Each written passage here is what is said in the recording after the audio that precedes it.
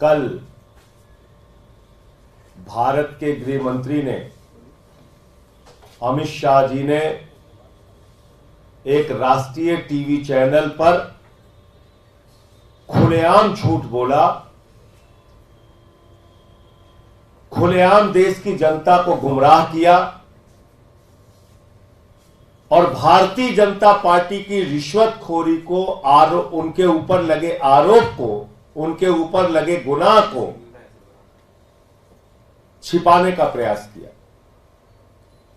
जिस बात के प्रमाणित तथ्य है, जिस बात की मनी ट्रेल है, जिस बात के सबूत पूरे देश और दुनिया के सामने आ गए हैं, उस बात को गृह मंत्री जी ने कल एक राष्ट्रीय टीवी चैनल पर नकारने का और तथ्यों को झुठलाने का काम किया।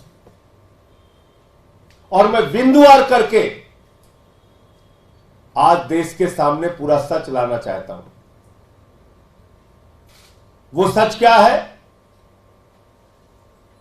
ईडी के द्वारा जिस शरद रेड्डी को किंगपिन बताया गया शराब घोटाले का, ईडी के द्वारा जिस शरद रेड्डी को मुख्य घोटालेबाज बताया गया शराब घोटाले का, उस शरद रेड्डी के द्वारा 60 करोड़ रुपए की रिश्वत भारतीय जनता पार्टी को दी गई है और यह सीधे सीधे क्विड प्रो को का मामला है। उससे रिश्वत ली गई और उसको बचाया गया।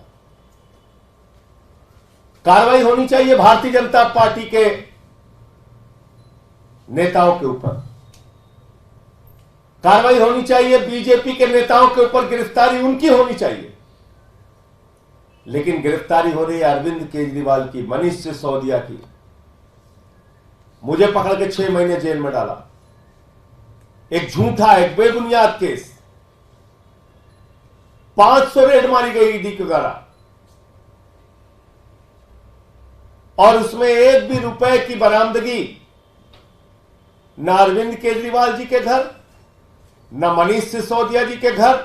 मैं अपने केस के बारे में बोल नहीं सकता। कोई संपत्ति नहीं मिली, कोई पैसा नहीं मिला। बावजूद इसके अरविंद केजरीवाल जी गिरफ्तार हो जाते हैं, मनीष सिसोदिया गिरफ्तार हो जाते हैं। सारी कार्रवाई आम आदमी पार्टी के नेताओं पर चलती है।